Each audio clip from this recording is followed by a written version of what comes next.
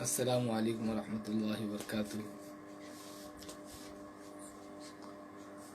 بسم اللہ الرحمن الرحیم۔ الحمد للہ رب العالمین والعاقبۃ للمتقین والصلاة والسلام علی سید الانبیاء والمرسلین وعلی آلہ وصحبہ اجمعین، اما بعد، فقد قال اللہ تبارک وتعالی فی القرآن الکریم: اعوذ باللہ من الشیطان الرجیم، بسم اللہ الرحمن الرحیم۔ یا ایھا الذین آمنوا کتب علیکم الصیام کما کتب علی الذین من قبلکم لعلکم تتقون۔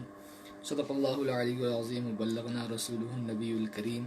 ونحن علی ذلک لمن الشاہدین والشاکرین والحمد للہ رب العالمین۔ قال اللہ تبارک وتعالی فی شأن حبیبہ الکریم: ان اللہ وملائکتہ یصلون علی النبی یا ایھا الذین آمنوا صلوا علیہ وسلموا تسلیما۔ اللہم صلی علی سیدنا و شفیعنا و نبینا و حبیبنا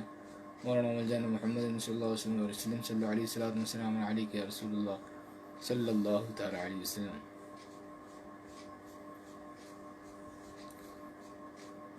معزز ناظرین، الحمدللہ اللہ تبارک و تعالی نے محض اپنے فضل و کرم سے اور حضور نبی اکرم صلی اللہ تعالی علیہ وسلم کے صدقے ہم تمام کو ماہ رمضان المبارک کے 10ویں روزے کی سحری کی توفیق عطا فرمائے۔ اللہ تبارک و تعالیٰ سے دعا ہے کہ مولا تبارک و تعالیٰ ہم تمام کی آج کے اس روزے کو بحسن و خوبی تیری رضا، تیری خوشنودی کے ساتھ اور تیرے احکامات پر عمل پیرا ہوتے ہوئے، خلاف شرع امور سے بچتے ہوئے اور نیک کام میں رہتے ہوئے آج کے اس روزے کو اختتام تک پہنچانے کی توفیق عطا فرما۔ الحمدللہ اللہ تبارک و تعالی قرآن پاک میں ارشاد فرماتا ہے کہ ایمان والو، تم پر روزے فرض قرار دیے گئے جیسا کہ تم سے اگلوں پر روزے فرض تھے، تاکہ تم متقی اور پرہیزگار بن جاؤ۔ روزے کی فرضیت اس امت کے لیے سدھرنے کا ایک موقع ہے، تاکہ یہ امت روزے کے ذریعے سے اس کے اندر صبر و استقلال پیدا ہو جائے، اس کے اندر برداشت کی طاقت پیدا ہو جائے، چونکہ انسان جب بھوک پر برداشت کی عادت بنا لیتا ہے اور بھوک برداشت کرنا سیکھ لیتا ہے تو وہ ہر ایک مصیبت کا سامنا کرنا اس کے اندر اس کی طاقت پیدا ہو جاتی ہے، ہر ایک مصیبت کا ڈٹ کر مقابلہ کرنا اس کے اندر ایک ہمت پیدا ہو جاتی ہے، کیونکہ مصیبت پر ڈٹے رہنا اس کے لیے مشق کی ضرورت ہوتی ہے، اور رمضان المبارک کا روزہ بندے کے لیے ایک مشق ہے، اس کے لیے سدھرنے کا ایک موقع ہے، اور اس عادت کے ذریعے سے بندہ برائیوں سے چھوڑنے میں اسے آسانی ہوتی ہے، برائیوں کو چھوڑنے میں اسے آسانی ہوتی ہے، اور برائیوں سے بچنے میں اسے ہمت پیدا ہوتی ہے،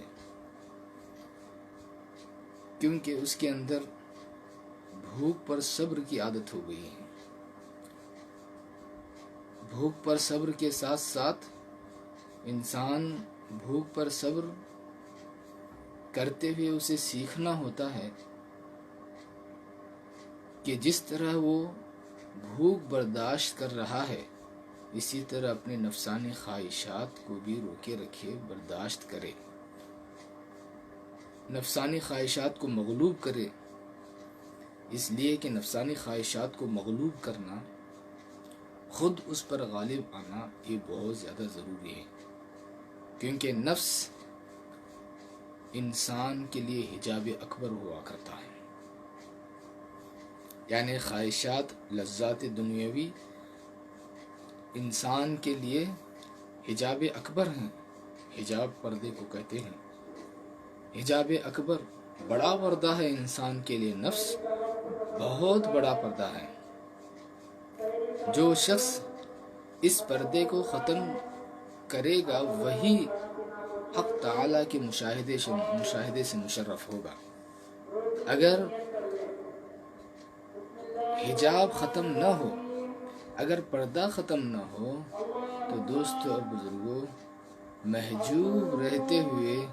وہ لذتیں حاصل نہیں ہو سکتی جو حجاب ختم ہونے کے بعد لذتیں ہوا کرتی ہیں۔ چونکہ ہم نے اپنی زندگی میں کھانے کی لذت محسوس کی ہے، ہم اپنی زندگی میں پینے کی لذت ہم نے محسوس کی ہے، ہم نے اپنی زندگی میں رہن سہن کی لذت محسوس کی ہے، ہم نے اپنی زندگی میں سکون سے زندگی گزارنے کی لذت ہم نے محسوس کی ہے۔ ہر ایک چیز کی لذت ہم نے اپنی زندگی میں محسوس کی ہے، لیکن افسوس اس بات سے ہے کہ جہاں ہم نے دنیاوی لذتوں کا احساس کیا ہے، کیا ہم نے کبھی خدا کی محبت کی لذت کا بھی احساس کیا ہے؟ ہم نے کبھی خدا کی محبت کی لذت اس کا احساس کیا ہے؟ ہم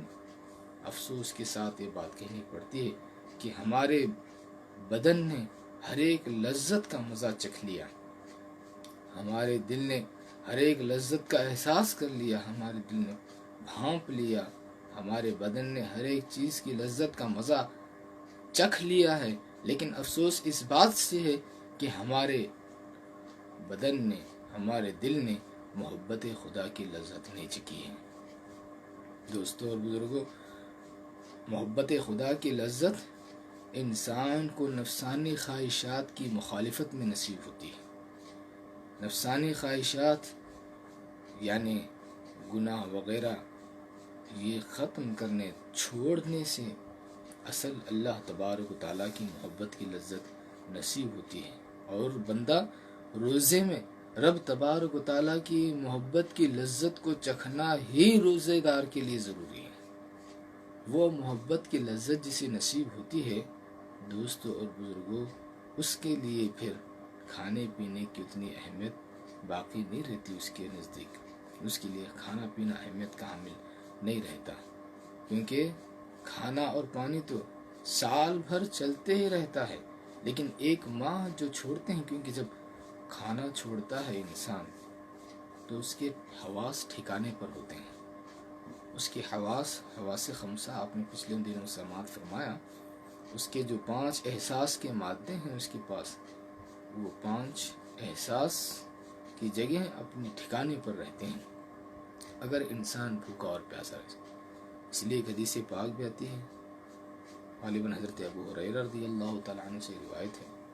کہتے ہیں کہ اللہ کے حبیب صلی اللہ علیہ وسلم نے ارشاد فرمایا کہ بھوک کے ذریعے سے جنت کا دروازہ کھٹکھٹاؤ، بھوک کے ذریعے سے جنت کا دروازہ کھٹکھٹاؤ، یعنی بھوک ایسی چیز ہے جو بندے کو جنت کے دروازے تک پہنچاتی ہے۔ جنت کے دروازے پر بھوک کے ذریعے انسان کھٹکھٹاتا ہے، تو آپ سوچئے کہ بھوک کتنی عظیم نعمت ہے، کتنی بڑی چیز ہے اللہ تبارک و تعالیٰ نے جو ہمیں اس رمضان مبارک کے روزوں میں جس کا لحاظ رکھنے کی پابندی لگا رکھی ہے، یعنی کھانے پینے سے رکنے کی، بھوکا رہنے کی، یعنی بھوک اس کے ذریعے انسان جنت کا دروازہ کھٹکھٹاتا ہے، یعنی بھوکا رہنے کے بعد انسان کے اندر تبدیلی پیدا ہوتی ہے۔ اگر بھوکا رہ کر بھی انسان گناہ میں چلا جائے تو وہ بھوک سے جنت کا دروازہ نہیں کھٹکھٹایا جاتا، وہ بھوک بیکار ہے جس میں انسان صرف اور صرف کھانے پینے کو ترک کر دے اور باقی چیزوں میں پڑا رہے، گناہوں میں پڑا رہے، وہ بھوک جنت کے دروازے کو کھٹکھٹانے کا سبب نہیں بن سکتی۔ اس لیے جنت کا جو دروازہ کھٹکھٹایا جاتا ہے بھوک کے ذریعے سے، تو اپنے اندر روزے کے ذریعے سے تبدیلی پیدا کریں، روزے کے ذریعے سے آپ کے اندر بدلاؤ آئے، آپ کے احساسات جاگیں، آپ کے خیالات پاکیزہ ہوں، آپ کے دل کے ارادے پاک صاف ہوں۔ اگر دل کے ارادے پاک صاف ہیں، اگر خیالات پاک صاف ہیں، تو آپ کو روزے کی لذت نصیب ہوگی، آپ کے دل میں الہامات کی کیفیت ہوگی۔ دیکھیے، صرف بھوکا پیاسا رہنے سے روزہ تمام ہو گیا، وہ روزے کی روحانیت نصیب نہیں ہو سکتی، کیونکہ بھوکا رہنے کے بعد آپ کے قلب پر واردات نازل ہوں،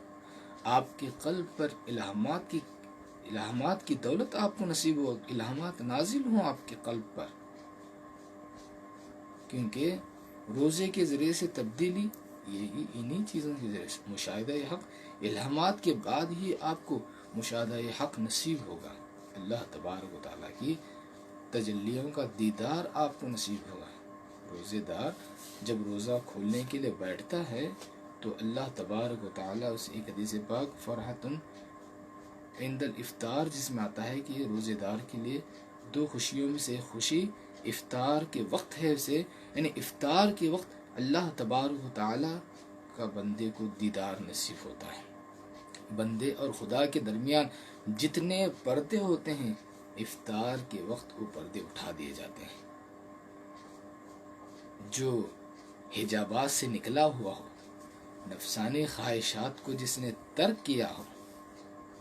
اس کے لیے وہ پردے اٹھ جاتے ہیں۔ اس لیے اگر ان پردوں کو اٹھانا ہے، ان پردوں کو دور کرنا ہے، اپنے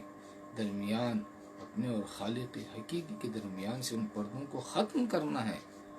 تو تمہارے لیے ضروری ہے کہ تم نفسانی خواہشات کو توڑ دو۔ جب تمہیں الہام کی دولت نصیب ہو، کیونکہ الہام یہ روزے سے حاصل ہوتی ہے دوستو۔ اس لیے جو ہے حضرت، آپ نے اس سے پہلے بھی سماعت کی، حضرت جنید بغدادی رحمۃ اللہ تعالی علیہ فرماتے ہیں کہ الصوم نصف الطریقہ، یعنی روزہ آدھی طریقت ہے۔ الہام کی جب بات آ گئی تو حضرت ابو سعید ابو الخیر رحمۃ اللہ تعالی علیہ، بڑے بزرگ ہیں آپ، حضرت ابو سعید ابو الخیر رحمۃ اللہ تعالی علیہ، آپ داتا گنج بخش علی حجویری رحمۃ اللہ تعالی علیہ کے پہلے بزرگوں میں سے ہیں۔ حضرت ابو سعید ابو الخیر رحمۃ اللہ تعالی علیہ، آپ ایک مرتبہ نیشاپور سے توس کی طرف سفر کر رہے تھے۔ آپ سفر کرتے وقت راستے میں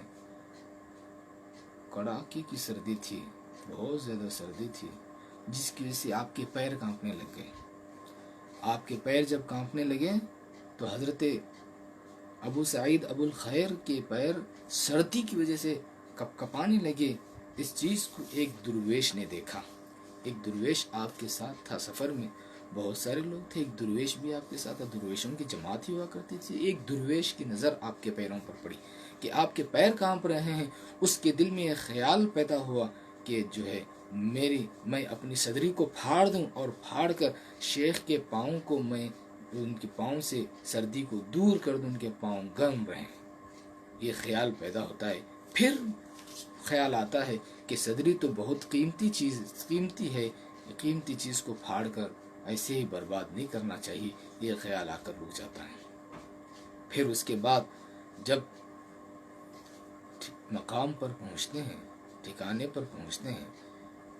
درویش مجلس میں حاضر رہتا ہے۔ حضرت ابو سعید ابو الخیر سے پوچھتا ہے کہ حضور، شیطانی وسوسے اور رحمانی الہام کے درمیان کیا فرق ہے؟ یعنی وسوسہ بھی وہ بھی خیال دل میں آتا ہے، الہام وہ بھی خیال دل میں پیدا ہوتا ہے۔ الہام اللہ پاک کی طرف سے ہوتا ہے اور وسوسہ شیطان اور نفس کی طرف سے ہوتا ہے۔ پوچھتا ہے کہ دونوں چیزیں دل میں ہی پیدا ہونے والی ہیں، الہام اور وسوسے میں کیا فرق ہے؟ الہام بھی قلب پر نازل ہونے والی چیز ہے، وسوسہ بھی